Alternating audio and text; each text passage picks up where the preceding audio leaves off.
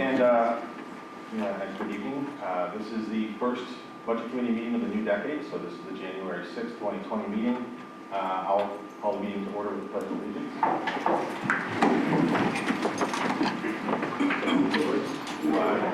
United States of America, and to the republic for which it stands, one nation, under God, indivisible, with liberty and justice for all. A couple of welcome members. It's nice to have everybody back for the new year. Hope you guys had a nice break and a nice holiday. I got a couple of notes that one, Trevor McDonald is on his interviews and is not going to be able to make it. There's a meeting tonight. Patricia Denmark is also going to be absent for our meetings this evening. So everybody else is here. We have a couple orders of business to take care of in terms of the minutes from previous meetings. Then we have invited Dr. Susan Davis, the superintendent of schools, back to share some additional information about this year's school budget with us. So in keeping with that, I wanted to make mention that in the email I sent out to the budget committee members, we had two sets of meeting minutes that went out. One was just, as you can see there, distribution of the amended and approved minutes from November 25. We had sort of moved that around a couple of times throughout our meetings. This is just sort of a record that we have a copy here in front of us with the changes we talked about last time. And now I would move on over to the minutes from the December 16th, 2019 meeting. Can I have a motion to approve the minutes? I make the motion that the minutes from December 16th be approved. Thanks, Joe. As is. And thanks, Zachary, for the second. Just a quick note with Patricia, how the folks would mind making sure that when we have comments, just lean into the microphone so that what we pick up on the recording. And we do create these next time. With that, did anybody notice any changes or directions they wanted to mention about the December 16 notes? Just a very minor edit.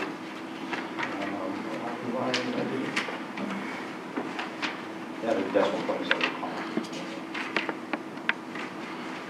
Leave it on line 217, which would be 383.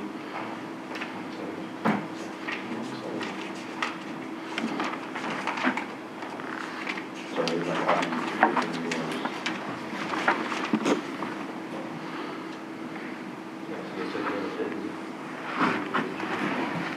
I see. On mine that's 214. I'm not sure which version that looks like, but anyway, you can find it there on page 5, folks. There is a errant decimal point rather than a comma. With that change, I will move to accept the minutes from the December 16th meeting. All in favor, say aye. Aye. Any opposed? Passes unanimously with 2 absences. Thanks, everybody. All right, at this time, I'd like to invite Dr. Givens up. We invited her back. She was with us, I think, at the meeting minutes from the one of our previous meetings. And we invited her back tonight to share some additional information that we had collected on the budget, and looking forward to more or less picking up where we left off, which was the Q&A portion of that. So I know a few members have expressed they have questions to share. We'll do it like we have in the past, and it's been pretty successful in terms of making our way around the table, making sure everybody's heard, and just sort of staying with it until those questions get answered. Dr. Givens, I don't know, and thank you very much for joining us back again. I will remind you, I don't know how well that microphone picks up sound, so if, yeah, as best you can, we'll just give you a heads up if everybody needs. Great. I don't know if you had anything to sort of add or share, or wanted to just sort of, I'll give you sort of first microphone tonight, and then we'll jump into what questions the members have. Thank you. Well, Happy New Year, everyone. And it's good to be back to talk about our FY21 proposed budget. I brought with me tonight my entire staff. Marie D'Agostino, I don't know that you all have met her, but she's the interim business administrator who has been the horsepower behind putting the budget together, so she's with us tonight. So if there's questions tying some of the information that you received, the detailed information, she was the architect of that. So she's here to help us answer any questions. Certainly I will Welcome, thank you for joining us. Yes, so, and I will obviously from an educational standpoint, and then I have all of my administrative team here. So Principal Pine, Assistant Principal DeStefano, Principal Raffo, Erica, I think you all probably have met her from time to time. She's from the central office, McNeil, and she is our Student Services Director. Christina Cochran, and she is an assistant principal at our elementary school. We have Jason Carey, who's our IT director, so if you have questions about that, and our backbone utility for IT, he's here to answer those questions. And then Greg Marles, our director of facilities, is here.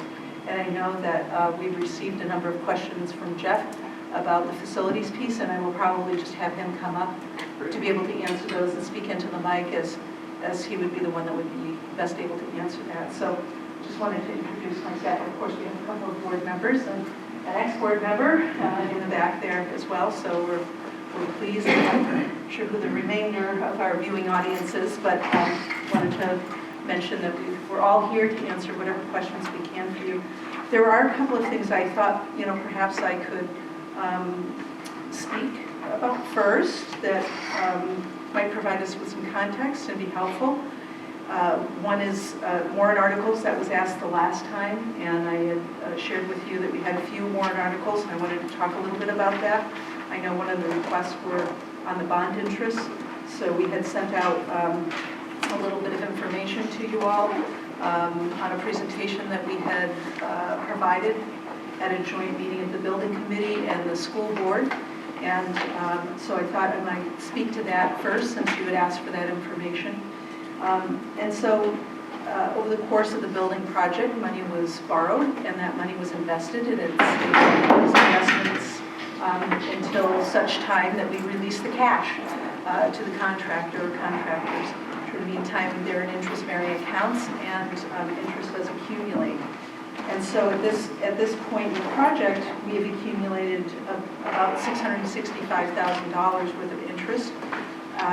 And with that, we have a number of things that were not included in the original building project, but that are really important to us as we look at what our needs are. Some of these have come up from alternatives that were previously identified by the building committee. But there wasn't enough resources available initially to be able to go through and implement those alternatives. So there's some of those. Some of these items are things that we've learned as we've opened up the buildings that are challenges instructionally that we would like to be able to address. And I mentioned a few of those the last time. And then there's things that we need that we didn't realize at the time because until you get into the space, you don't really know. So in other words, when you get into a space and you have a science lab, it may appear that you have sufficient cabinetry to house your beacons and chemicals and things like that. But when you get in practice and you start to put things away, you can find that there isn't adequate space. So we have some of those needs, and sometimes you have to get into the space and get, and start teaching in it in order to be able to realize that there's some other needs that you have. We also had a few instances too in our labs where we didn't have adequate number of outlets based on the equipment that we needed to plug in, and we're getting by, but it's not really optimal for teaching and learning. So there's a whole variety of things that go into items that we would like to, complete so that the building project really serves its intended purpose. So there's a bit of money that we would like to use the interest money for that's related to that. And that's about $415,000. So of the $665,000, about $415, I'm just using round numbers here, is approximately what we would like to move forward to ask the community if they would allow us to use some of that $665,000 for those purposes. In addition, we would like to use some of that money to replenish our trust funds. So we have 3 trust funds, and we're looking at 2 of them. One is for facilities, and that has been drawn down a little bit, and we may very well need to draw down more money before we close the building project should something arise that was unanticipated, because we're not over budget, but we don't have any capacity in our budget. So should something happen between now and April, we would likely have to tap that trust fund. And so in anticipation of perhaps having to do that, we would like to also be able to replenish that so that there's resources there in case there's an emergency that occurs, outside of the cycle of town meeting, that we'd be able to attend to that. These aren't new buildings, they're expanded buildings. We've done renovations, but not everything has been updated. So we'll still have a need for, some emergency repairs, and having that money in those trust funds is really important. So that would be about $200,000 for the facilities trust fund that we would look to move some of that interest money into through this town meeting cycle. And then the second trust fund is our IT trust fund. We're so reliant upon technology today, and we need to make sure that our systems, it's just like a utility. You come into the building, you turn it on, and when you've designed your whole teaching and learning experiences around using some of this technology, you need to make sure it works. So, the building project has gone a long way to updating some of that, but it's not all brand new. And we do have continuing needs. Some that we've built into the operating budget on a recurring basis, but then again, when there's an emergency that arises outside of the town meeting cycle, we still need to have access to some money. So part of this would include $50,000 to put into our IT trust fund.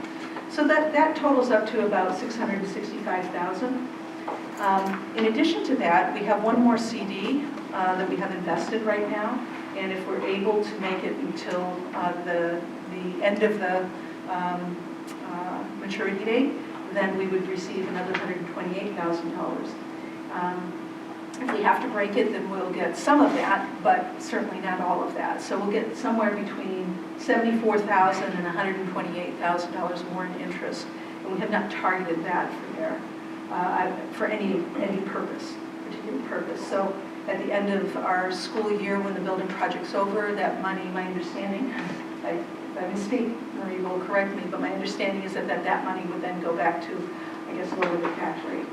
So, where I don't know what exactly that amount is, and certainly that would be at the board's pleasure to make that decision. That would, at this point, be my recommendation, unless something unforeseen happens in the building project and we need more money in that trust fund. But absent that, where we look right now, I think it's likely, that we'd be able to return somewhere between $74,000 and $128,000 back to the towns. So that's one set of warrant articles that would bring forward. Again, you're not raising and appropriating. My understanding of how the finances work is that all of this would close out at the end of the year. And so you have to appropriate money through this process, this town meeting process, in order to access it for those purposes. So we'd like to bring forward those 3 components. So that's one warrant article with 3 separate parts. Of course, we've settled, I think you've heard that we've come to a tentative agreement with the paraprofessionals, and so we would be bringing forward that agreement. I don't have the final numbers on that yet. The attorney's working on that as we speak. He's also on vacation, so I won't have that information until Thursday, which I'll present to the board and share out with you once I have that. So I don't have that, but that will be, it's a 3-year contract that we settled, and so we're really pleased that we're able to bring closure to that. But I don't have specific dollar amounts for you on that. And then we have another warrant article that the board is contemplating, and that is at the elementary school. One thing that wasn't included in the building project and is still an item that is left undone is the replacement of our playground. And the equipment there is designed for older elementary school students. They're not designed for the smaller kiddos that we have. And it's over 15 years old. And, you know, it doesn't meet all the ADA compliance requirements today. And it's beginning to age. So the PTA has, you know, been actively engaged in fundraising, and they've approached the board to see if they would be willing to co-sponsor a warrant article that would enable us, if we have any money at the end of the year, to be able to move a certain amount of money into the trust fund to start to accumulate so that we can match their fundraising efforts, so that we can get that playground replaced sooner than later, since it's not possible. My understanding is part of the alt process, as well as the courtyard and a few other things, but you know, we're not going to be able to execute on those within the current building project. So those are the items that we have for warrant articles, and I don't know, other than the regular warrant article for our operating budget that we're talking about tonight. So I thought I would start off with sharing all of that information, see if you have any questions about that. So we have our facilities director and clerk who works here, so I figured this would be a great opportunity to answer any questions that you have. Great, thank you. Looks like we have one right to my right. How the warrant article on the playground, how will we word that? And I guess my understanding, which may be wrong, is that when you put a warrant out there, you actually have to have a dollar amount on it. And this sounds more like just a preemptive, you know, we'll take the residual, whatever that might be, and do this with it. Yes, Is that legal? the language came from, was reviewed by our attorney, it was provided by the PTA, and it would say something to the effect that either we would set up a separate trust fund for the playground, which I think the board is feeling less inclined to do that, and just to use the existing facility trust fund for this purpose. So, and then it would say to raise and appropriate from surplus up to $50,000 to be placed in this fund, with this amount to come from June 30, 2020 fund balance, and appoint the school board as an agent to expend from this trust fund. Obviously, if it's an existing trust fund, it already has the board as that. But if it was the new one that PTA was asking us to consider, then we'd have to set up them as the trustees. So that's the language that was reviewed by council and proposed by PTA. So I would assume, based on their review, that it's Just unconventional, I guess. I don't really remember us ever having a warrant article, either the town or the school, that was phrased at up to. There was that, probably 2 days ago. We used to, when we started the trust funds, that's how we started all the trust funds. We would put so much in from the balance fund. Special ed, do you remember, because for a long time, we didn't have enough money. We drained that account numerous times. So it's been done before. Okay. Before my time, obviously. You're shaking hands. Roger. Just to recap, so I make sure I understand it, you're looking for $661,000 in the first warrant article, is that correct? we have approximately, I can give you the exact dollars, but we have approximately $665,000 already accrued in interest that we would like to have allocated for those purposes. So it's 665, not to raise money, but in fact to use the money that we've already. So that would not impact the tax rate. Correct. The $50,000, however, would. No, because the way they're wording it is that it's only if we have any money left at the end of this year out of our existing appropriations. So that wouldn't cost, that wouldn't have any impact on the taxpayers either. Thank you. We'll look left. Let me start. Well, I have a follow-up on that one. So if the interest article was to fail, what would happen with the interest? It would return to taxpayers. Okay, It goes back to your bottom line. so they would reduce the rate in the following year. It would be used to reduce your tax rate in the fall, correct. And same with the if there's no 50,000 to allocate to the trust fund for the equipment, then that would be. Correct. Yeah, thank you. Joe?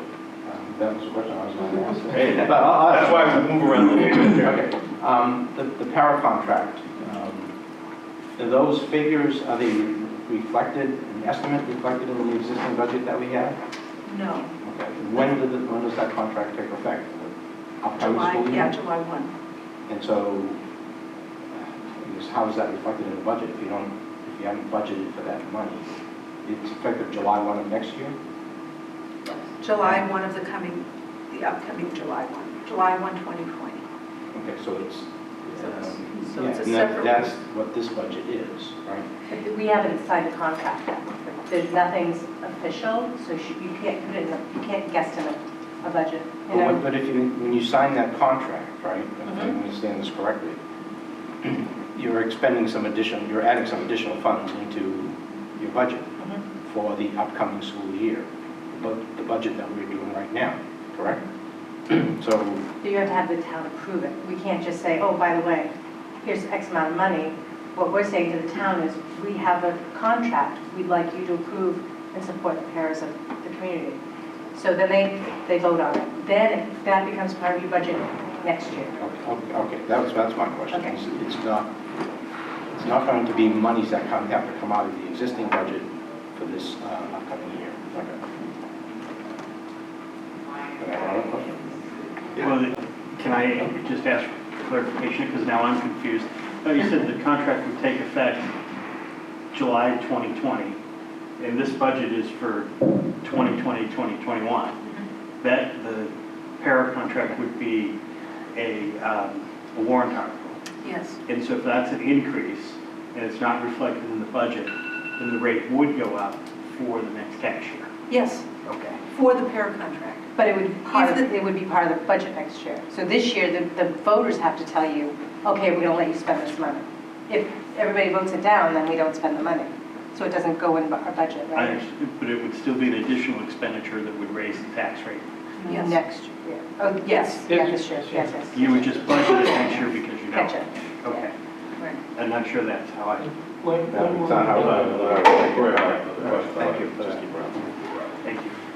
So Joe, you had a follow-up question? You still have the next one too. Some facility stuff. All right, before we leave the, I had trust fund questions with staff and topic. yeah. So, I said there was 3 trust funds?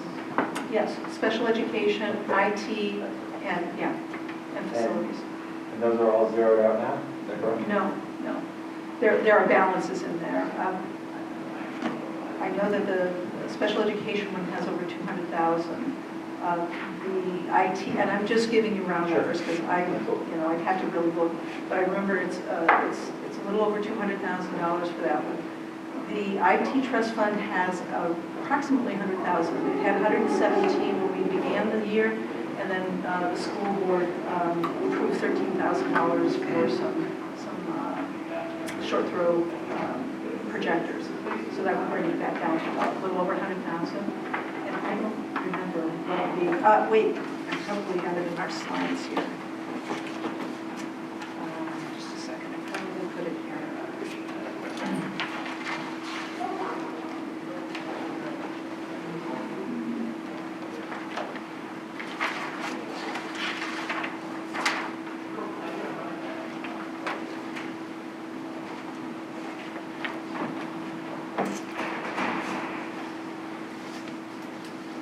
I don't have that information.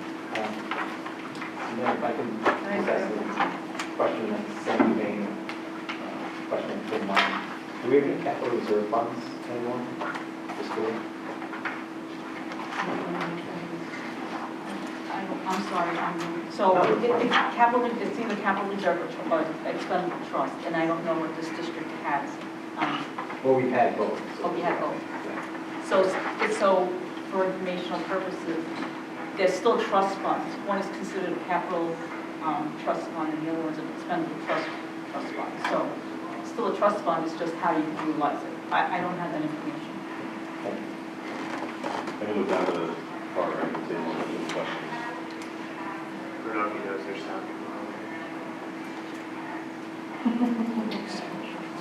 Just want to write that down. Do you have a question? Yeah. Maybe I'm just not understanding the bond interest warrant article. So can you maybe explain, so that's 665,000 that we accrued in interest that benefited us and is being used to pay for the specific things listed here, furniture, electrical, gymnasium bleachers. I don't think I'm understanding it correctly. Okay, when the taxpayers approve an amount of money for a project, that gives the authority to whoever the agency is, whether it's the town or the school department, to borrow the money. And when they borrow the money, you can take and invest that. And the amount of that money that's held in these accounts, you put it in interest-bearing accounts. So it's accumulating that interest because the building project will go over the course of, let's say, a 2 or 3 year period. So you're not going to use it all at once. So money accrues in that account from the interest.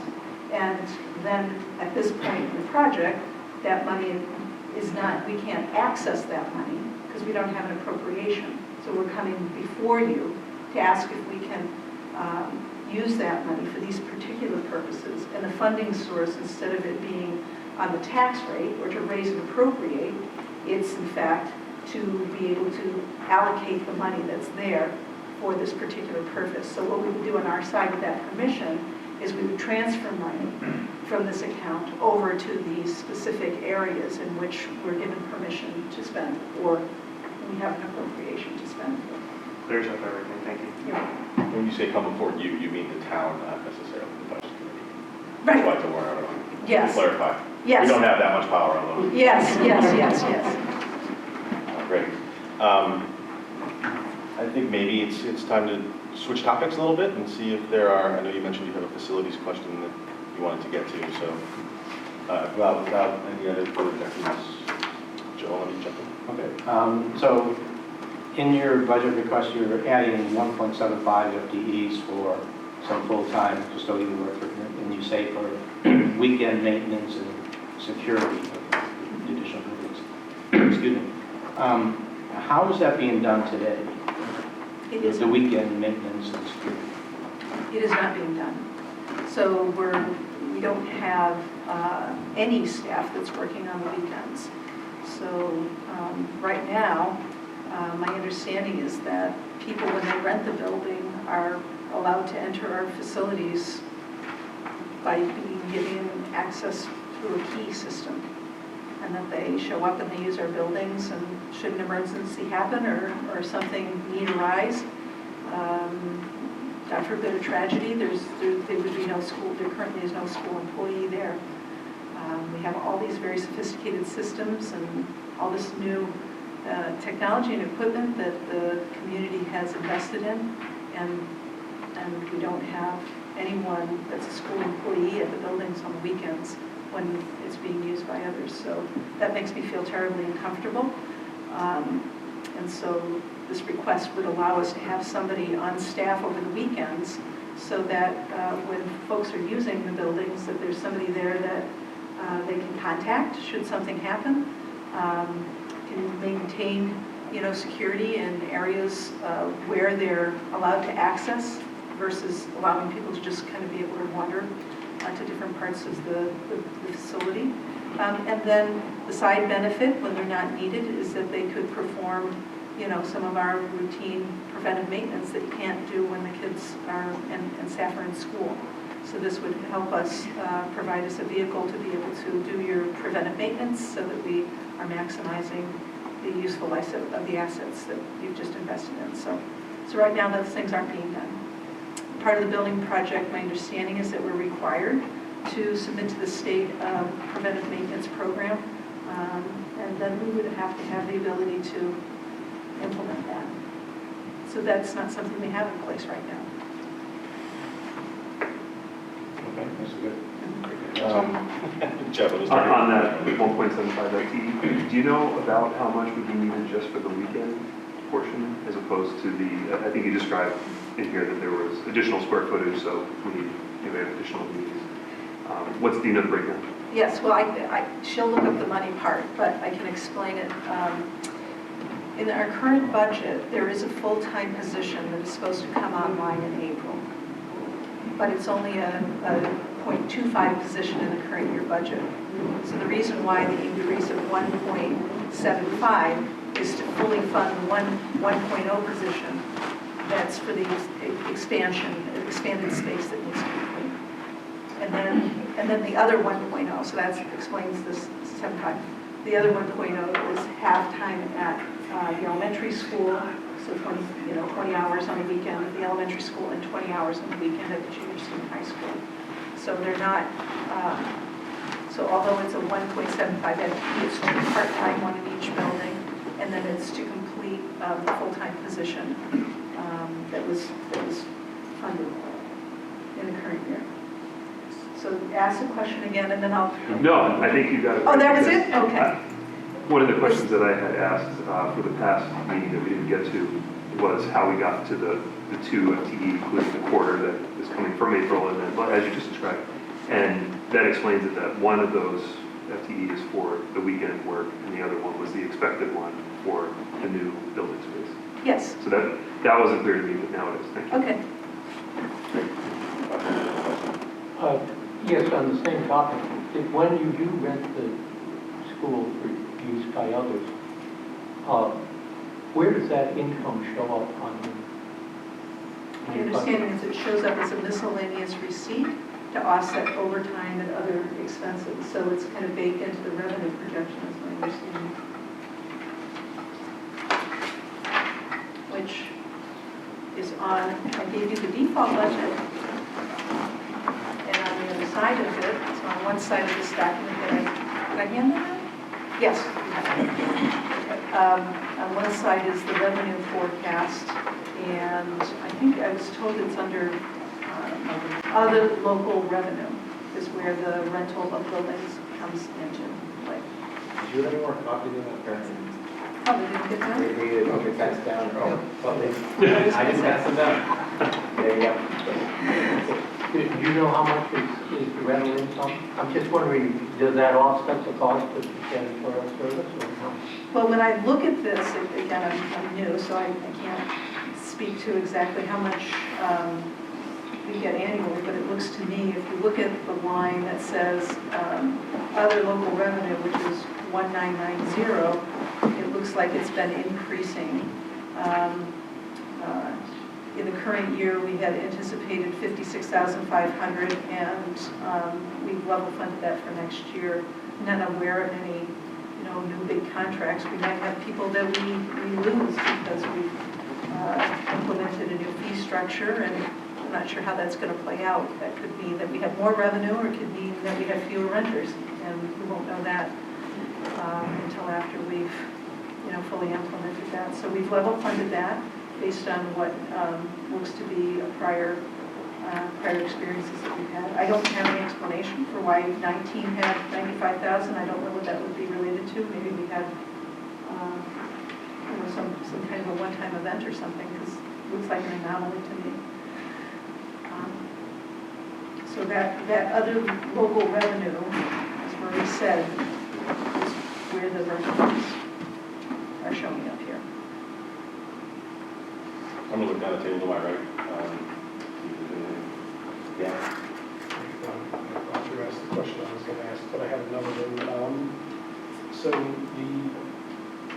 are the paraprofessionals currently a bargaining unit, or is that something new that's happening with this contract?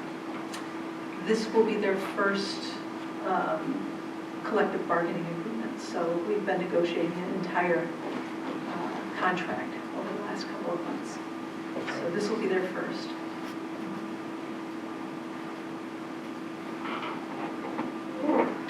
I will make my way just scanning and raise your hand. I've got one more. Okay. Back to the facilities. So page 4 of the original large budget packet had $105,300 for increases associated with bringing our systems and spaces online from the construction. Is that in addition to past amounts that were increased over the last couple budgets while the work was being done? Or was that being held off until all the work was done? And what is involved in that 105,000? I love you guys. You ask these questions, and they're great questions to ask, because it helps us to all better understand the numbers, and also helps me when I'm reading through your questions to say, oh, I could have stated that a little clearer. So the 105 is in two parts. So it represents the increase in the custodial staffing piece, as well as about $40,000 for the inspections and other parts. So that represents the 105. So the majority of that is, in fact, the additional staffing that had been requested. But 40,000 is the inspections, and Greg is here if you really want to understand that in a visceral way. So would you like me to call him up? He's here. Please do. Yeah.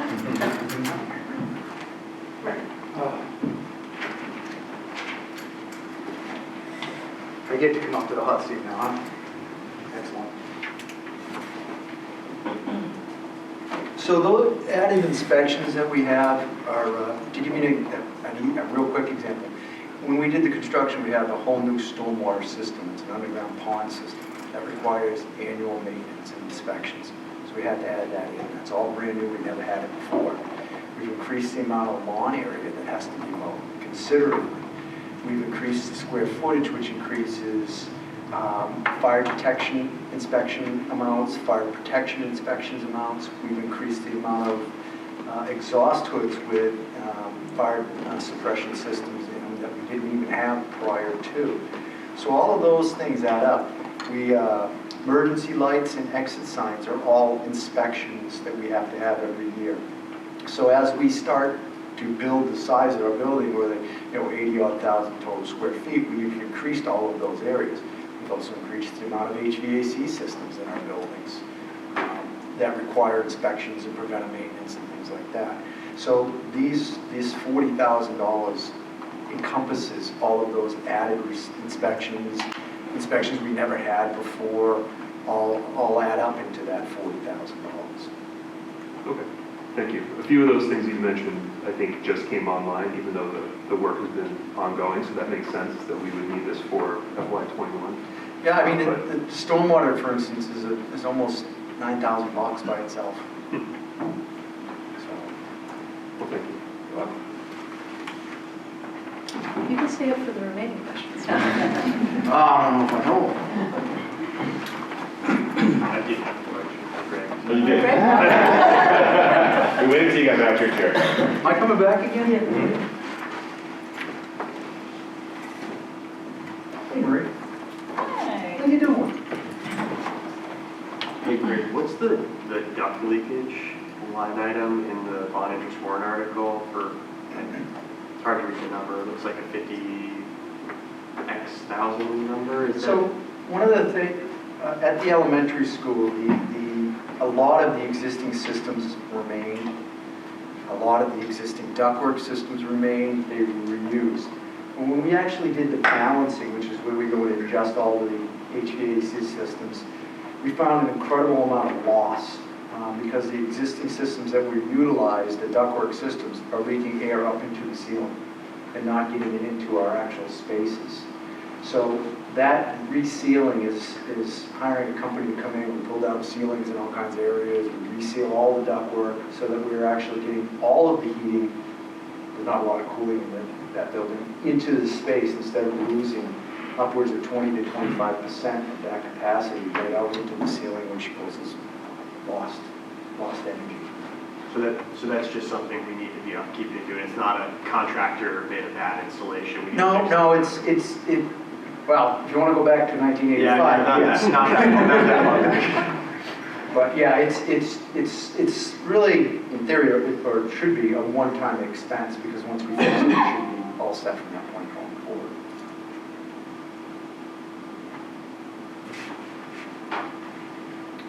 I'm on the hunt for other questions, folks, so.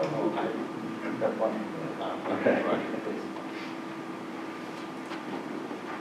In reorganizing the budget and creating a fiscal services budget, where did the funds used to be for the line items that are in fiscal services?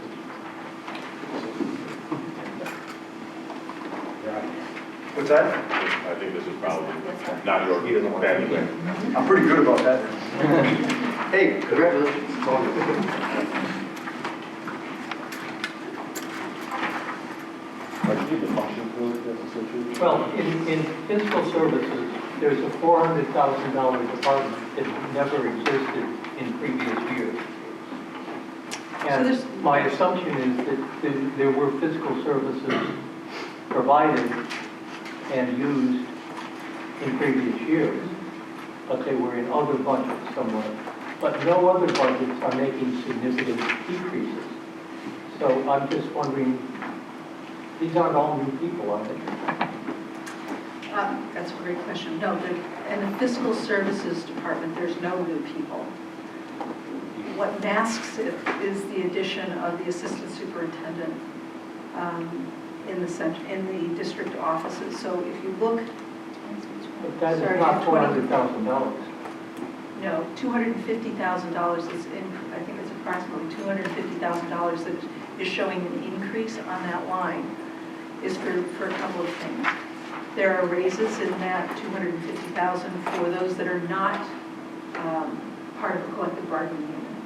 And then there's the assistant superintendent's salary and benefits that I believe is $154,000. So when we add those two pieces together, those are appearing in the executive, what's that called? Executive Administrative Service, 2320 is the function line 2320. If you look at your summary sheet, look down at line 2320. And then the other part is, in all of the other budgets, like regular education, special education, ESOL, all those other functions, there used to be some benefits that were always recorded in those. Now, benefits are going up, but pieces of those benefits are now showing up in fiscal services, and they used to be dispersed in a variety of different functions.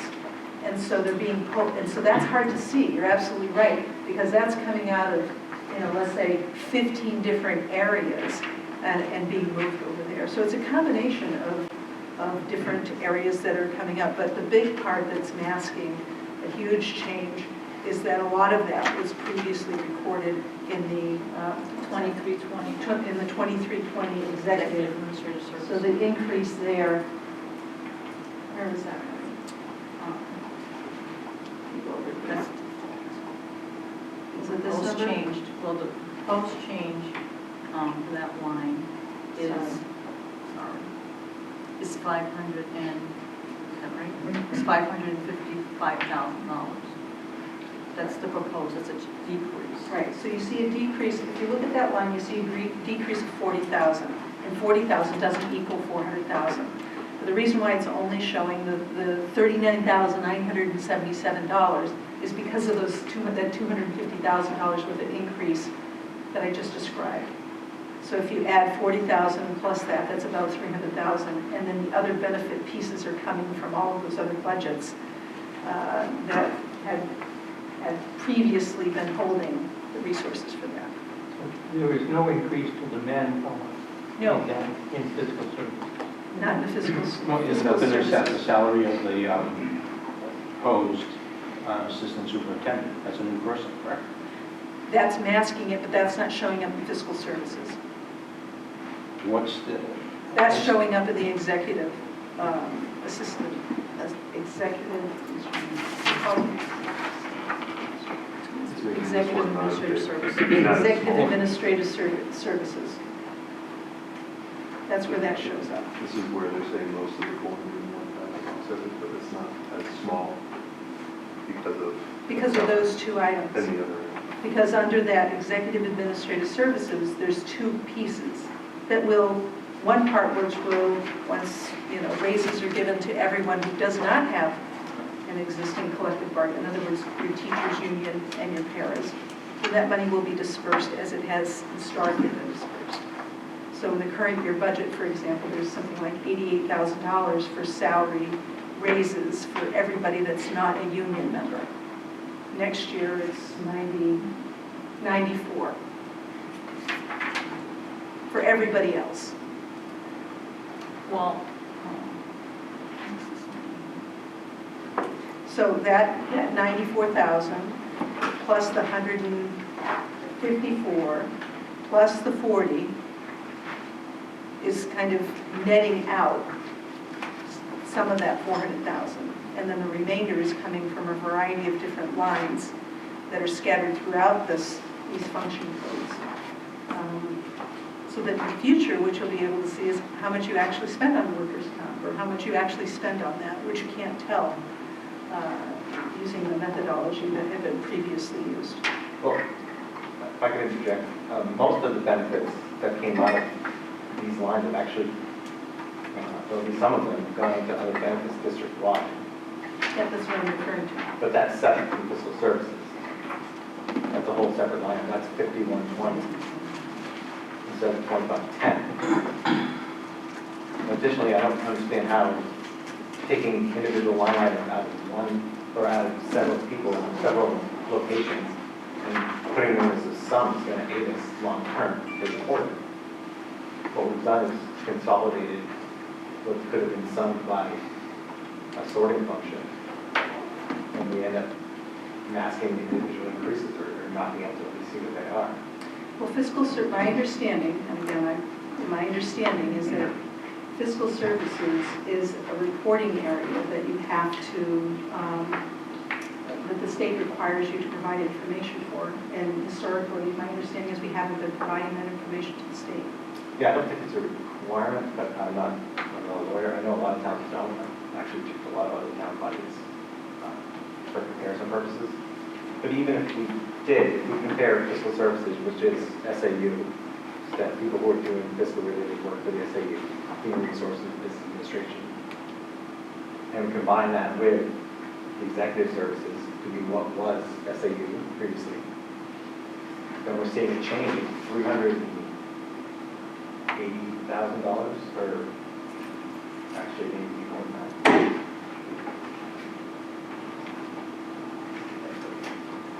Having done this a few times in the 5 years that I've been on the committee, a cheat sheet that shows like before the amounts that went after, so that you can cross-reference between years, is so helpful. We've had them a little bit in the past for the town. Not every time that something's moved has it warranted it, but we fumbled over this a few times in the last couple meetings. Having that for the public hearing might be a real benefit for people who maybe are just seeing it for the first time and they see that big number, they don't know what it means. At least having something that they can take home would be really helpful. Well, my issue is that SAU, if we can call it SAU, combining those numbers, is going up from 2019, 595,000, 2020-21 to 956,000. So $361,000 increase, which if we look at the total improvement that you've given us, which was 529,000, 60% of that's only the SAU. Some of it's being housed in the SAU budget, but it's not going to be applicable to it. So if you take $95,000, that's predominantly for building level staff who do not have collective bargaining agreements. Once those contracts are settled, it will be redistributed to those line items. What building level staff? That would be principals, custodians. Those are in the principal line. No, they're not. Those raises are all the So the raises. raises are in here, but the salaries in here? Yes, because we haven't settled those. So the existing salaries at the building level, other than the teachers, represent a level funding, other than if somebody's entitled to a benefit because they've been here longer or something like that. So which line item would those salary increases be in? okay, I'll tell you in a second. Do you have the detail behind it? Is that what you're looking at? You're looking at. Yeah, I'm at Okay. fiscal services, sports Okay, salaries. so if you go into 2320, or you have to go to 2320, you have the detail behind 2320? And I'll tell you exactly where it is. You do. If that's what you Yes, purchased, yes. Yeah. All right, so it's under salary adjustment. you'll see 94,702. Sure. That's where it is. So that's 94,000 out of, was close to 360,000. So 150 quarters for your assistant superintendent. I guess my point is SAU, our SAU is increasing to 60 or 68% of what you said is an improvement, this SAU, and that puts our SAU well above comparables around the town. When you look at Barrington and Epping, their SAU budgets are 600,000, 500, 575,000, let me see. So Barrington SAU is 600,000. They have 958 students. And Epping SAU, they have 37 Tilton, they have 923 students, and their SAU is 590. You know, I think to your earlier point, that folks in my experience don't necessarily report things identically. And so when you're trying to compare another community's way of reporting to the way that we're reporting, then it's highly likely that they have things that they're including in one place that are different than where we're including them. And without having the benefit of evaluating each of those budgets and comparing them to ours, I really wouldn't be able to respond as to what the differences are. Well, I've actually gone out and printed their budgets and tried to compare them. And with the exception of some minor items, it seems like they're very similar in reporting. So I still just have a hard time coming up with that kind of change for our SAU. Just the SAU alone. I just, what I can share with you is that the only staff member that I'm increasing and requesting an increase for that isn't in the FY20 budget is only the assistant superintendent. How it is reported in FY20 is a great question. I can't provide you with the same level of detail because I wasn't given that level of detail on the current year budget to be able to cleanly tie from one place to another. I can just tell you that the bodies aren't changing. And there's been a variety of places that these things have been recorded over the course of the last couple of years, not even consistently. So I understand the frustration, it's one that I share. Okay, well, But I can't give you the exact answers you're looking for because I don't happen to have that data available to me. okay, well, based on your 2021 salary and benefit document, administration, it looks like we're looking for an assistant superintendent who's been full-time business administration and previously part-time, is that correct? It was shared services, but it was full-time in our budget. So it was 2 FTEs and 1.5? If we share the cost. Share the cost, but my understanding of how it worked is the salary for the facilities director is in the town's budget, and the salary for the BA is in my budget. Okay, excellent. The executive secretary is going full-time? The executive secretary is full-time. She is full-time, okay. IT director, 2 half-time special ed coordinators, They're all existing here.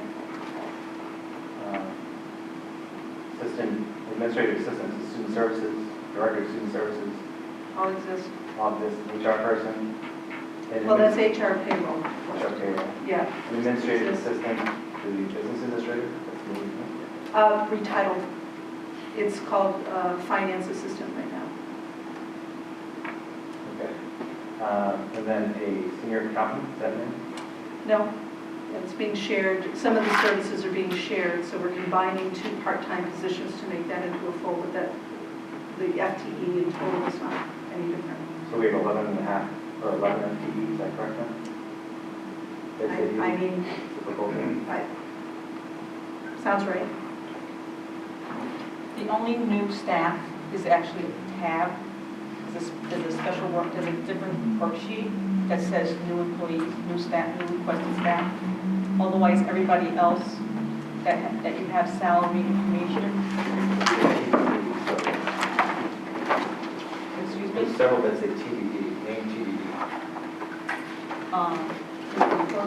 Under which tab? If it says TBAD, it's because the position hasn't been filled, so under the new staff, it would always say TBD because we don't have a person in this position. Or if somebody has left, like for example, there are people that have left and we're trying to fill the positions right now, then it would be TBD in the staffing plan. Yeah, so struck by SAU, there you go. Parent. Do you understand?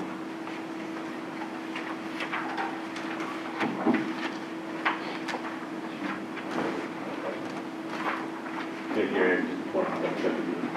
Yeah, I'm fine for that question. So, Hold on, before we start our Before the public hearing, were you going to be able to get us year-to-date expenditure numbers? When we saw the town budget, we were able to see those for up to the current time for expenditures.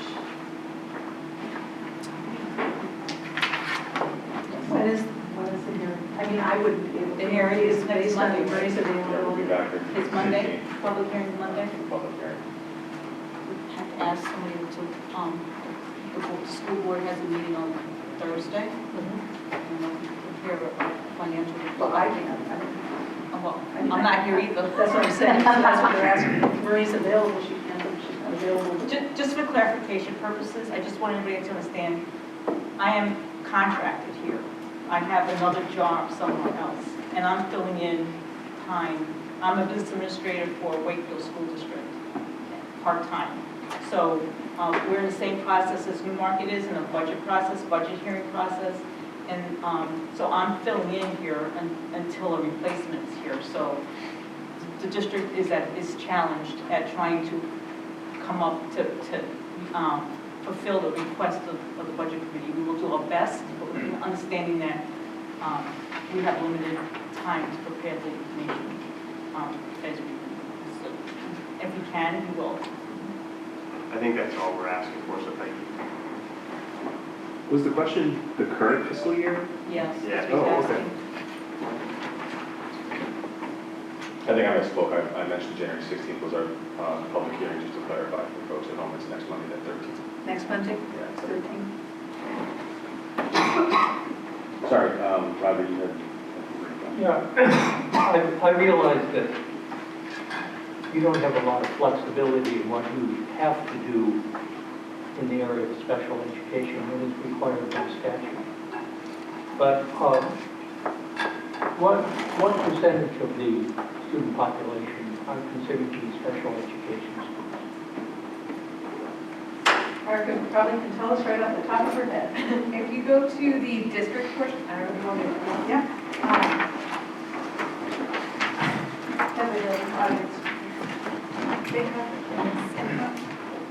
It's online. So they can follow along and have no budget committees. Okay, so if in the district, there's a chart like this, if you look, it's page 15. So the percentage, we've been right around 15%. 14.16, which is a slight decrease from our prior years. So you can see we tapered off when I picked my October 1 numbers, but that's like a snapshot in time. I assume that special education students are not segregated from the rest of the school population. Is that correct? That all depends on every individual student and what their individual education plan calls for. Okay. But what I'm looking at is that regular education is about $7.6 million. That's for 85% of the population. Special education is $4.3 million for 15% of the population. But my guess is that 15% also uses some of the regular education facilities and money. So Roger, there's occupational therapy, there's physical therapy, there's speech therapy, there's psychologists, there's IEPs, there's 504s, there's all the stuff that goes into that 15%, that's why it's such a large number. And remember, the state's cutting back on that funding, so you're going to see that number increase drastically over the next few years. So basically, you're saying that we will see increases in special education funding. If the state keeps running the way it is, yes. I'm concerned, and it just seems to me that, it's adding frosting on the cake to then say, well, we really need a special education coordinator full-time, not part-time, because we need them to work in the summer. And I'm questioning what, why do we need, Well, I think maybe I'll jump in Special here at this education point. is I've been really quiet. My son has an IEP, and that was switched over just recently to the 540, or 504. the 504, excuse me. I cannot tell you the benefit that not only my son, Dylan, but my family has garnered from the diagnosis that we gathered when he was in second grade, and the coping mechanisms that he has been taught through a team of people that has been following his case up to this point.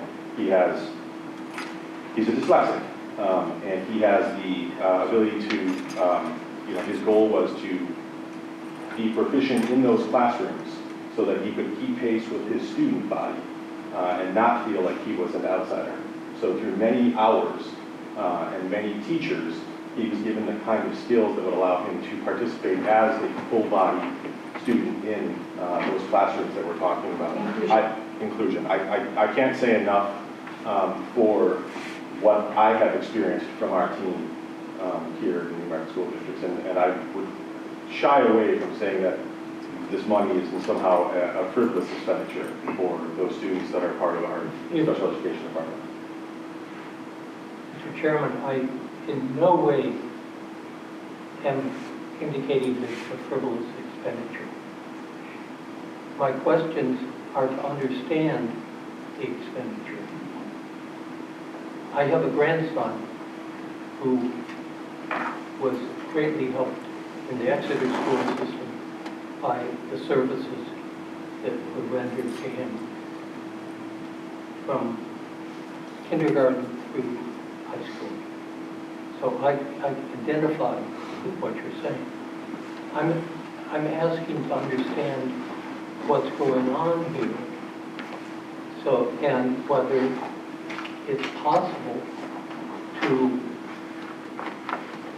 make any adjustments in the, not in the quality or the level of service, but trying to understand, where there are expenses that might be reduced without affecting the quality of the program. I'm not looking for taking away, and I certainly don't think it's frivolous, and I object to that terminology. I'd just like to make a comment that I applaud the school district. Again, I work for other places, so I've seen other things. I applaud the school district because the percentage has decreased. That is not necessarily the norm in other areas. That this district works very hard to look at different approaches to address some of the needs. It's also driven by the individual plan for each student. And it's not just the plan, it's the severity of the plan. So you may only have 5 students, I'm just giving an example, but that's 5 students may even have a need at one level of severity, which we may include out of district, to having severity of not as much need on services necessary. So it's very difficult to say what the average cost is, because it could be an outplacement or an in-house placement that may only need speech therapy or occupational therapy. But they're still considered special education needs because it's part of the IEP. And that's why most districts has a trust fund, because you may have a couple of students move in or move out that have an IEP that's attached to them that districts are required to comply with. So there's 2 ways of looking at this. and I just want to I applaud this district. Wakefield number is higher than this, and it's going down. So this is evidence that this district is working to try and mitigate some of the costs associated. And again, sometimes it's out of the control based on the services that are needed at that specific time. And thank you for your comments. It's always nice to hear positive things that are going on in our school. So thank you for sharing that. I also want to draw your attention to the revenue section. Special education has a couple of areas where it may not show in the expenses, right? Because we have to show all of our expenses, but we do have revenue that also comes in that offsets those expenses. So if you look on this page, you can see The special education aid, 3290. Yep, 3290. Special education aid. Yep. 3290. So that number is revenue for students who, as Marie was noting, students who are out of district, their costs are over 3.5 times the average cost per pupil for the state. Then we receive from that 3.5 to 10 times the cost, right? Because some students may cost $250,000 to $300,000 for an out of district placement. So there's a whole calculation that goes into that. So we report all of our funding that we have and all of our expenditures into our state, and then we receive some of those funds back. We get that the following year. So we expend it in one year, we submit all of our paperwork, and then we get it as revenue the following year. So that's one way that the special ed is offset there. We also have the Medicaid reimbursement, which you'll see is less than we've been budgeting in the past. That's one of the areas, and I'm sure Channel 13 has one of my presentations on demand, but I had done a report on that. The state has made some significant changes to the Medicaid reimbursement, and I've been doing some advocacy around the state along with Rep. Cahill to try to help with this area, but it's been something that every district in the state is going to be looking at as decreasing that revenue, but we still get that revenue, and we're still working to get every cent we can of that revenue. Thanks. Look around, see if there are, I feel like there's some more questions out there that we I certainly have some. I want to better understand, so part of the rationale for assistant superintendent was, I think, the graduation rates. There was some concern with graduation rates this year, with some of the 25%. It's not graduation rates, those have very specific terms, but we do have some curricular deficiencies from K through 12. It's not just at the high school level, but I've asked for 2 additional FTE to help us provide some quality educational programming for kids in-house to move away from VLAX. I think that was a question that may have been asked the last time. The assistant superintendent performs a lot of different roles, with the type of turnover that we have here in Newmarket, which is very unusual. It's not typical that you would see the type of turnover ratio that we have here. And one of the challenges that creates for us is that if you don't have somebody that's helping to support them as they come into the school district, especially many of them are young, up-and-coming professionals, with mentoring program, induction programs, and things of that nature, then it's very difficult for teachers to become proficient.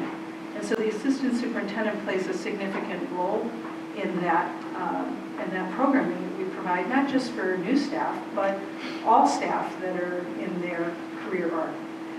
So that's one of the roles that they play. But they do have responsibilities for curriculum and instruction, and one of the curricular deficiencies that we have is that we don't have a well and clearly articulated vertical articulation of our curriculum, meaning that learning experiences should grow upon one another in a very mindful way. And our curriculum has gaps where they're not aligning. And so as a result, it provides students with learning gaps. And so the assistant superintendent is somebody that works with the building level staff to help ensure that we have that we don't have those curricular deficiencies vertically, so that the growth is strategic, it's clear, and it's continuous growth for the kids.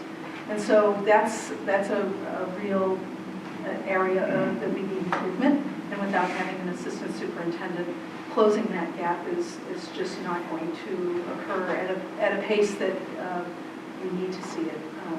When we have the teacher mentors and teacher leaders, I understood that some of the mentoring was being done by teacher leaders, and some of the curriculum coordination was being done by, or excuse me, teacher mentors, and curriculum coordination was by the teacher leaders. Are we going to have redundancies there that we're going to get rid of? It's a great question.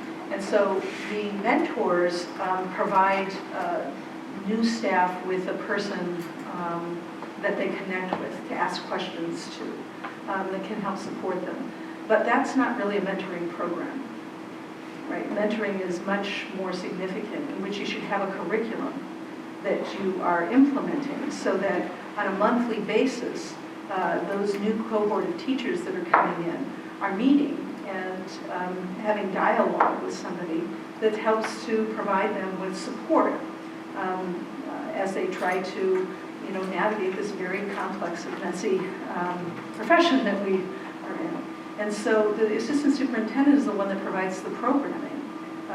The mentors help implement the programming, as do, principals, assistant principals. We all do, in some ways, provide support. But if we're going to improve instruction, then it's important to have somebody that is really driving kind of professional development opportunities for staff. And so that people are not just taking things that enrich them personally, but actually will have an impact on the learning experiences for our students. So that there's a lot of coordination that goes into that. So there's curriculum instruction and assessment pieces that the assistant superintendent owns, and we don't have one of those here. So that's falling in a variety of different ways to other people.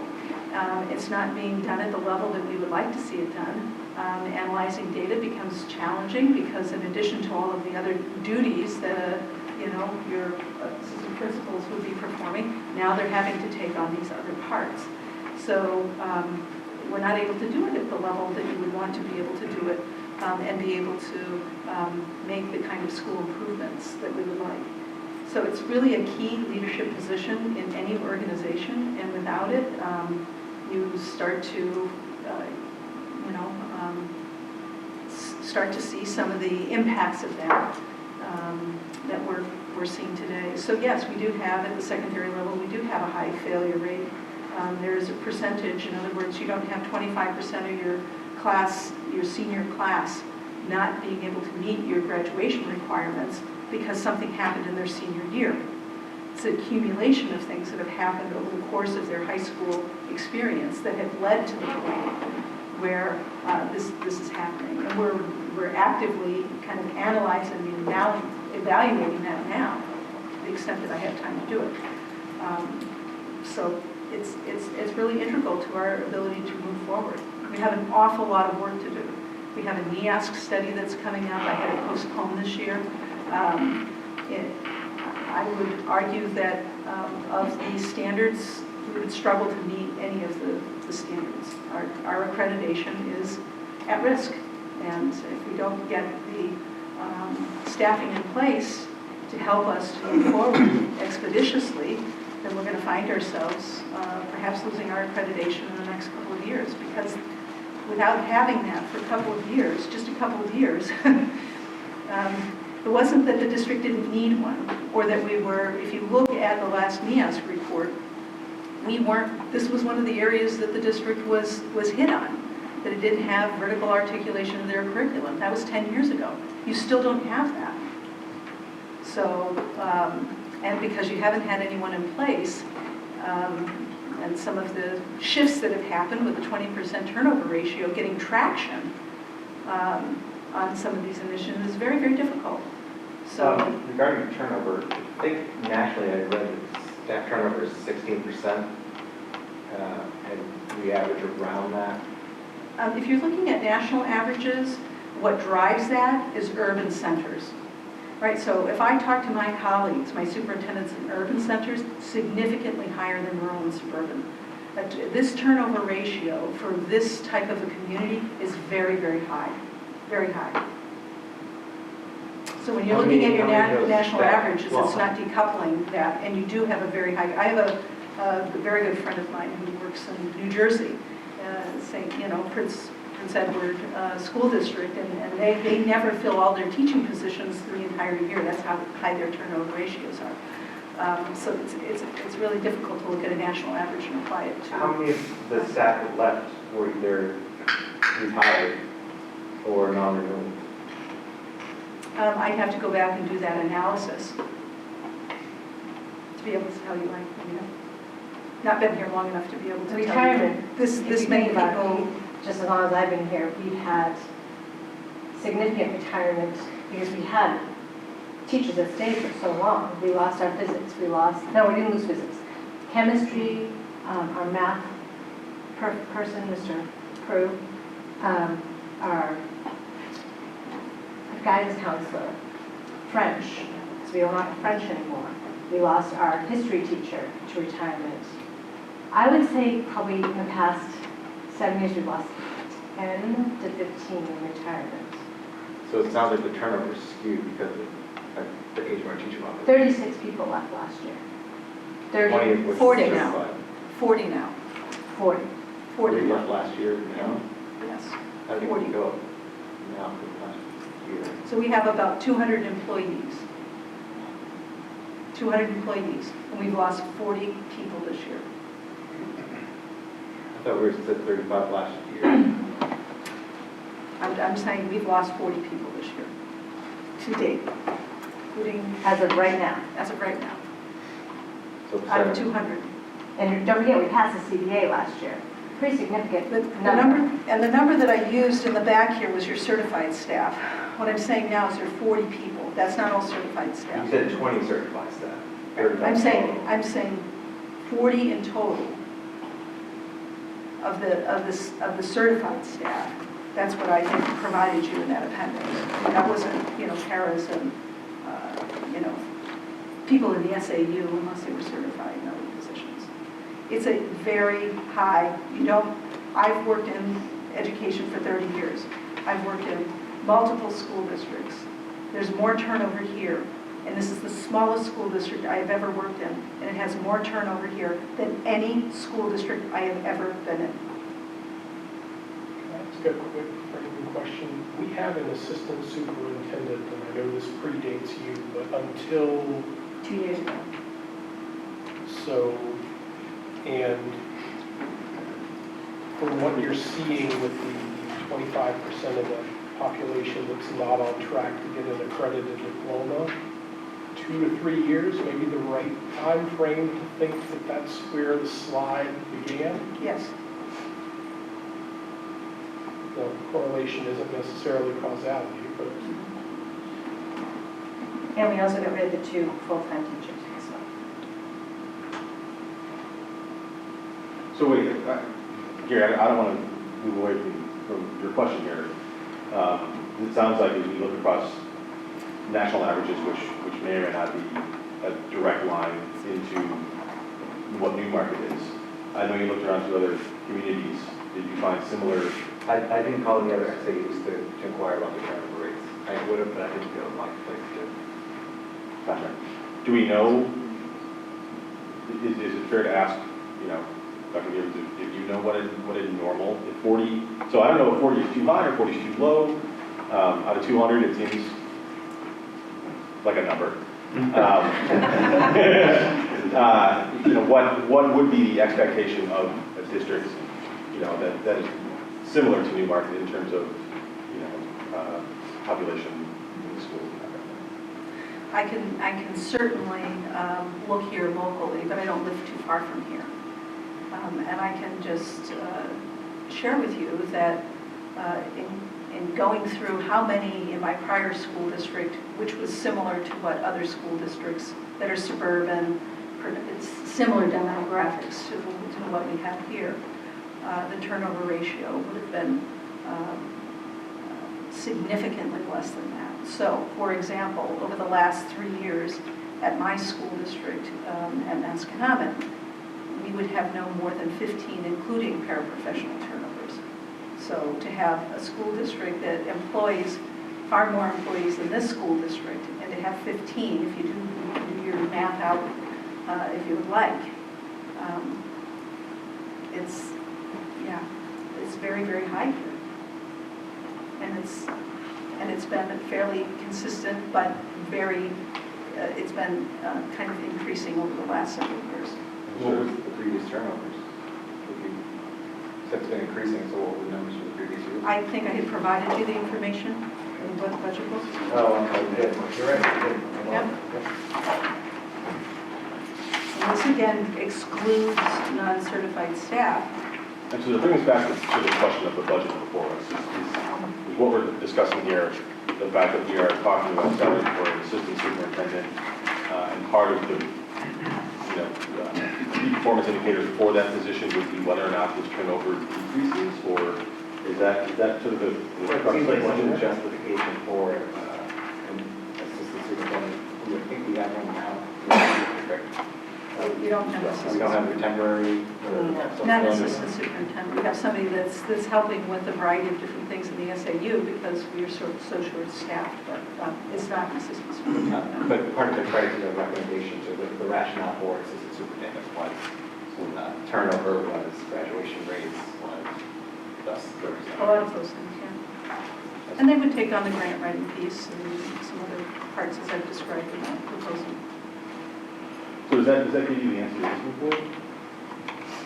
In terms of- It doesn't tell me the surrounding areas and whether it's due to people leaving the profession or whether it's due to the age of our staff or what we've done exit surveys to find out why they're leaving. But it certainly answers why, numbers the are- rationale. Roger, any questions? And back on the subject of students reaching senior and not having all the qualifications for full graduation.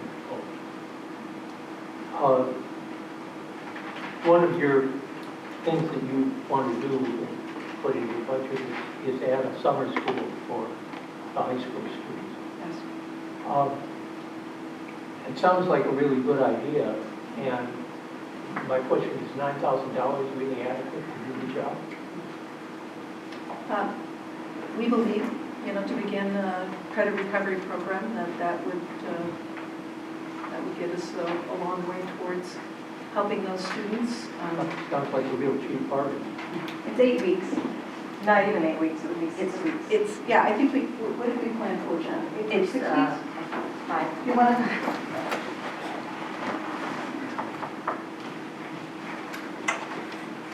Hello, everyone.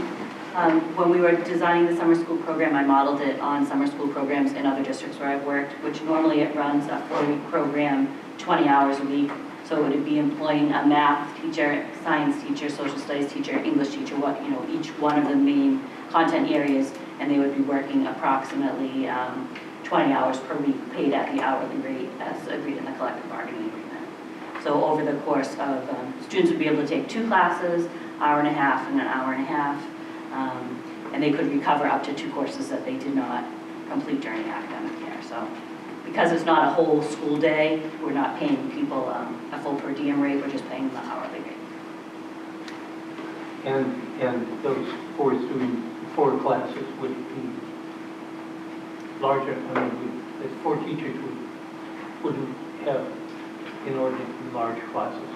It would depend on how many students registered for summer school. Normally, it's an option that you offer, but you can't necessarily mandate a student come to summer school. If they chose not to come to summer school, they would have to repeat the course the following year, but you're giving them an option to recover that credit so that they don't have to retake the whole class. So for the first year, I think it would be a little, waiting to see how many kids wanted to take advantage of the opportunity. So for this year, we thought about just having 1 teacher, so they could teach 2 classes, a morning session and a late morning session. And then if it took off, you can increase it. Also, if we wanted to, we could invite students from other communities to attend our summer school and you charge them a tuition. So it would be, if we got tuitions going, it might be able to offset some of it and possibly even self-fund itself. Thank you. Haven't looked left in a while. I had one more follow-up on what we've been talking about for a while. Gary said it right at the end. Were there exit interviews or any other data collected that would add to what you already said, or why we would believe that there'd be such an impact from adding assistant superintendent? I have met with every employee who has exited, every certified employee who has exited since I began. And there are some challenges at the junior senior high level that have caused people to seek employment elsewhere. And specifically, the assistant superintendent position, you believe, you don't have to go into any detail with what anyone shared with you, but you believe that that would be sufficient to help alleviate that? It's not, there's multiple changes that need to occur in order to address that. Like the assistant superintendent isn't going to be your building level leader. What they're going to do is be able to help to provide some support with mentoring programs and all the things that I've described there. Obviously your building level staff is responsible for matriculation rates and ensuring that students successfully complete their courses and things like that. Having a curriculum that ensures that students are prepared for the world in which they're going to face is a collaborative effort by the administrative staff, but it's one that in many parts of that collaboration are led by the assistant superintendent. So it doesn't, much work right now is being done at the building level. Could they use some support? Yes, because we have an awful lot of other things that we're trying we're responsible for doing. So right now, we're not able to efficiently and effectively respond to the needs of our student population and make the adjustments and support our teachers in a way because we don't have the proper staffing in place. And so this is a key position to help us, but there are many other changes that will have to be made in order for us to recover from the situation we're faced with right now. Okay. What I was most interested in, I think you articulated it, is if there were alternatives to that particular staffing that could potentially achieve similar goals. Sounds like you've got a plan. Makes sense. Thank you. I think I had a question for Christian. Yeah, I was just seeing back to the bond interest and also the balance fund. So really, we're taking $665,000 in bond interest and using that to pay for things to not increase the district assessment. We're also wiping out the balance fund of $538,541. That's on the revenue estimate. Page 1 of the revenue estimate, line 2, fund balance. Oh, we can explain that, how that works. I had a question about that too on that. He's looking at the fund balance line and then, Right. okay, so. Just let me ask this question before we Yeah. push somebody Oh, else. okay. So I guess I'm looking at those two things and seeing we're using the fund balance to reduce the proposed district assessment from $2 million to the $1,500,000, and also using the bond interest to not raise the budget by $665,000. And I guess my concern is we're basically using $1,200,000 this year to kind of keep the budget low, but next year it doesn't look like we have a bond interest, it doesn't look like we have a balance fund. So just, what's the thought process of using all that money this year to get a bigger jump next year, then maybe try to save some of those balance funds to offset next year? Okay, I'm going to try to, some of this I think I'm understanding it correctly, I can answer. Part of it we don't have to answer. So the money for the bond interest money, those are one-time expenses, so they wouldn't be recurring anyways. So there is no leveling on the tax rate associated with that. Those are kind of like one and done types of projects. So if we don't do those, they still will need to be done. And the longer that we postpone doing them, the more expensive it will be. So that's the thinking behind finishing that. And there's also some ramifications for our instructional programs, because if, for example, I think $90,000 of it is for putting in this type of a ceiling grid system, it's very, very difficult to hear in our science labs that are just open air. And so not adding that makes it a really difficult learning experience for kids. I've been in those rooms multiple times, and I struggle. I've sat in, in small groups with kids, and the echo and the acoustics are so bad. You don't have to really lean in to hear the student on the other side here. So it's not a good situation. So some of those things have real implications for the learning environment. And it will be less expensive, more cost efficient to do it at this time. If we postpone, then it costs more, and then we have to go and raise the money on the taxes. So in essence, what would happen is the $665,000, right, you reduce it in 1 year, and then you're going to have this issue that you're going to have to grapple with at a higher cost moving forward. So that's the $665,000. Does that part of it answer that portion? Okay. And then I'm going to let Marie explain how this fund balance piece impacts the tax rate. I don't feel confident I can explain that. So the fund balance at the end of the year is as of June 30. And as you can see, we don't know if we're going to close with the fund balance at the end of this current year. So we cannot plug that number in or anticipate what that number is at this point in time. So that's why we don't have that here. So I'll give you an example with the 2020 budget. So if we didn't have $538,000 worth of fund balance when we closed June 30th of 19, that you would have had to raise an additional $538,000 in taxes. So instead of the $15,271,000, it would be $15,800 something thousand. That would have to be raised by taxes. And the same thing happened in the prior years. So that's where that money comes from, and we can't project what that's going to be at this point in time until we close the books and a preliminary audit is done to make sure that you paid all our bills and closed off. We don't usually know that number until end of summer, early fall, because they don't set the tax rate. We do revisions of revenues. It's not just this number that gets adjusted. I don't know what the estimate for adequacy aid was at this point in time last year, but the adequacy aid, once the state approved their budget, and it was late September when the State Department of Education approved their budget, they reallocated some money, and they added money to the adequacy aid. So the school district actually got more money in adequacy aid in the fall than that they had anticipated, this fall, than they had anticipated during this budget season last year at this time.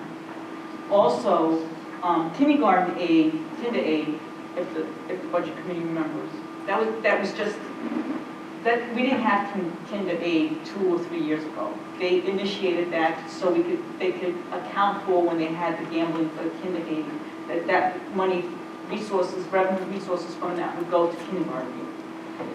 Well, when they passed the budget this past fall, Department of Education, they eliminated the kindergarten aid and rolled it into the adequacy aid. So now it's all rolled into the adequacy aid number, so that also impacts the increase in adequacy aid. But we lost the segregated kinder aid. It's still there, but now it's part of the kinder aid.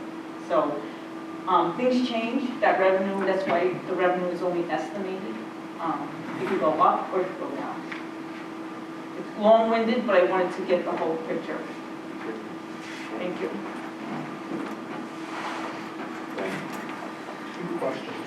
One, just remind me, I should know this after 5 years, but the number that gets written into the warrant article, let's say nothing changes from what's on the sheet, is it the 17.3 million under the assessment, or is it the 22.3 million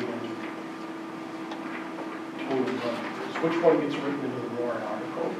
Okay, the warrant article is the appropriation. So it's this page, it's the expenditure. Okay, so it's the 22.3 million. Yes, it's Okay. a 20, yes, and then you have to gross it up for you have to gross it up for food service and grants. But the 22.2 is what is actually being Okay, appropriated. so good, that makes Thank sense. you. Good question. Second question, if the town approves and we bring on an assistant superintendent, they would start, or the target for when they would start is around July 1 of 2020. So one concern a lot of people I know in town have voiced to me is they don't want to see a repeat of the really challenging scheduling situation that we had at the high school this past fall. I think that's the kind way to say that. So is that something that the assistant superintendent would likely provide some support or at least some oversight to make sure that that process is proceeding in a timely and correct fashion? Well, ultimately, the building principal is the one that's responsible for that, and certainly would be providing the support necessary to make sure that that doesn't occur again. Okay, thank you. Was that function done by the guidance counselors historically? It's the building principal's responsibility. But There's many people that Newmarket was done by the participate. guidance counselors who were both new, is that correct? Guidance certainly plays a role in it, but it's not their overarching responsibility for the entire process now. It's just a quick question. In terms of providing funding for a new assistant principal and getting them online, it's been mentioned that we have been having high turnover issues. Do you think that you'll have a good likelihood of being able to find a suitable candidate between getting the funding approved and moving into the next school year, even though we are, in general, having that turnover issue? I don't know that we're going to be able to address the turnover issue entirely for this cycle because we don't have that position in place. So it's an investment for the future. I think, if it's approved at town meeting, then we would have the appropriation and be able to move forward with the hiring, and it'll certainly help us to. I guess what I'm asking is, do you think that you'll have a fair slate of candidates to be able to choose from, or is Newmarket looking like one of those districts where it's not necessarily the right fit for educators?